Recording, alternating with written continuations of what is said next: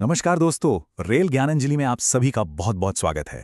तो आज हम एक ऐसे कानून को समझने जा रहे हैं जो आप जानते हैं रेलवे की परीक्षाओं में अक्सर पूछा जाता है। यह है वायु अधिनियम 1981। चलिए मिलकर इसे एकदम आसान बनाते हैं। तो पहला सवाल तो यही उठता है ना कि 1981 का एक कानून मतलब 40 साल से भी ज्यादा पुराना, वो आज भी रेलवे की विभागीय परीक्षाओं के लिए इतना जरूरी क्यों है? चलिए पता लगाते हैं। देखिए, वजह बिल्कुल साफ है। ये जो एक्ट है ना, ये सिर्फ एलडीसीई, आईओएम या सुपरवाइजरी जैसी परीक्षाओं का ही हिस्सा नहीं है, बल्कि ये हमारी जनरल एनवायरमेंटल अवेयरनेस के लिए भी बहुत जरूरी है। तो चलिए इस जरूरी कानून को अच्छे से समझते हैं।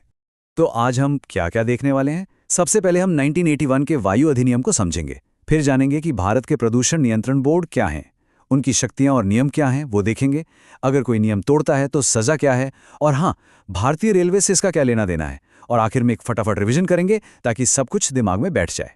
तो चलिए शुरू करते हैं हमारे पहले सेक्शन के साथ और इस कानून के बिल्कुल जड़ को समझते हैं।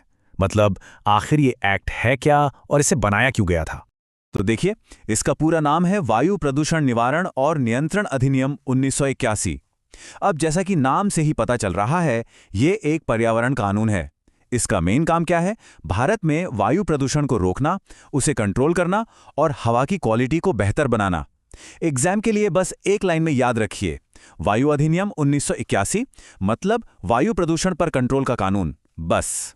अच्छा, अब ये 2 साल हैं जो आपको बिल्कुल याद रखने हैं। एक्ट बना 1981 में, ठीक है, लेकिन 1987 में इसमें एक बहुत बड़ा संशोधन हुआ, एक बहुत बड़ा बदलाव किया गया।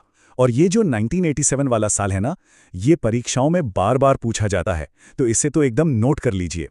तो सवाल ये है कि ये कानून आखिर कंट्रोल करता किस चीज़ को है? सीधी सी बात है, वायु प्रदूषण को। अब कानून के हिसाब से वायु प्रदूषण का मतलब क्या है? इसका मतलब है हवा में किसी भी ऐसे, कह सकते हैं हानिकारक सॉलिड, लिक्विड या गैस का मिलना, जैसे धूल हो गई या धुआं हो गया, जो इंसानों, दूसरे जीव जंतुओं, पेड़ पौधों या पूरे पर्यावरण के लिए नुकसानदायक हो। ठीक है, कानून तो बन गया, लेकिन इसे जमीन पर लागू कौन करेगा? इसे एनफोर्स कौन करेगा? तो ये काम करते हैं भारत के प्रदूषण नियंत्रण बोर्ड।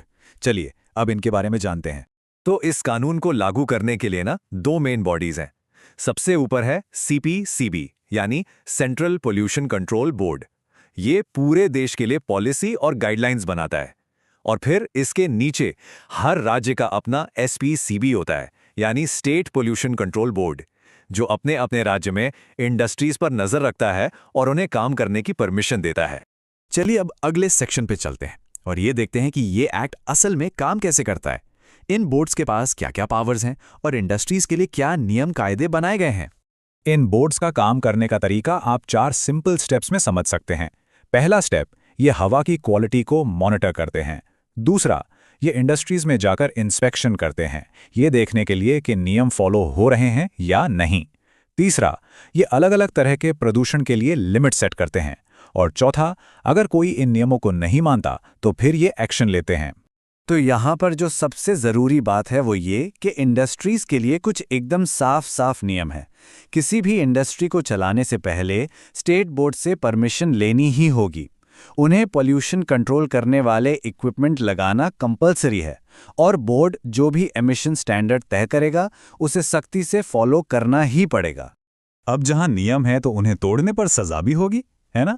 और सुनिए, ये वाला जो सेक्शन है ये एग्जाम के लिए बहुत ज्यादा जरूरी है, क्योंकि इससे सवाल बनते ही बनते हैं। तो आइए देखते हैं कि नियम ना मानने के क्या नतीजे हो सकते हैं।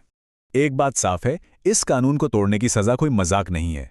फाइन भी लग सकता है और जेल भी हो सकती है। और अगर मामला ज्यादा ही गंभीर हो तो पोल्यूशन कंट्रोल बोर्ड के पास इंडस्ट्री को पूरी तरह से बंद करवाने तक का अधिकार है। अब आते हैं उस सवाल पर जो हम सबके लिए सबसे ज्यादा मायने रखता है। भाई, इस कानून का भारतीय रेलवे से क्या कनेक्शन है? चलिए अब इसे रेलवे के नजरिए से देखते हैं। देखिए, भारतीय रेलवे इतनी बड़ी संस्था है, लेकिन वो भी इस कानून के दायरे से बाहर नहीं है। रेलवे को अपने डीजल लोकोमोटिव से निकलने वाले धुएं को कंट्रोल करना पड़ता है, अपने वर्कशॉप्स और शेड्स में पोल्यूशन कंट्रोल के इंतजाम करने होते हैं, और साथ ही वेस्ट मैनेजमेंट जैसे नियमों को भी बहुत सख्ती से मानना पड़ता है। तो चलिए, अब तक हमने जो भी समझा उसे फटाफट एग्जाम के लिए कुछ इंपॉर्टेंट पॉइंट्स में समेट लेते हैं। यह है आपका फाइनल और क्विक रिवीजन। जरा इस टेबल पे ध्यान दीजिए। एक्ट का नाम वायु प्रदूषण निवारण और नियंत्रण अधिनियम।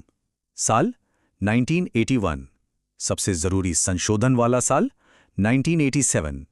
इसे कौन चलाता है? सीपीसीबी और एसपीसीबी। और इसका मेन मकसद क्या है? वायु प्रदूषण को रोकना और कंट्रोल करना। ये 5 पॉइंट्स एग्जाम के लिए सबसे ज्यादा जरूरी हैं, इन्हें रट लीजिए। और जाते जाते एक सवाल आप सबके लिए छोड़ जाता हूं। जैसे जैसे भारतीय रेलवे इलेक्ट्रिक और हाइड्रोजन फ्यूल जैसी क्लीन टेक्नोलॉजी की तरफ बढ़ रहा है, आपको क्या लगता है कि इस 1981 वाले कानून का भविष्य क्या होगा? नीचे कमेंट्स में ज़रूर बताइएगा। उम्मीद है कि आज की इस चर्चा से आपको काफ़ी मदद मिली होगी। स्मार्ट तरीके से सीखने और परीक्षा क्रैक करने के लिए रियल ज्ञानांजलि को सब्सक्राइब करना बिल्कुल मत भूलिएगा। धन्यवाद।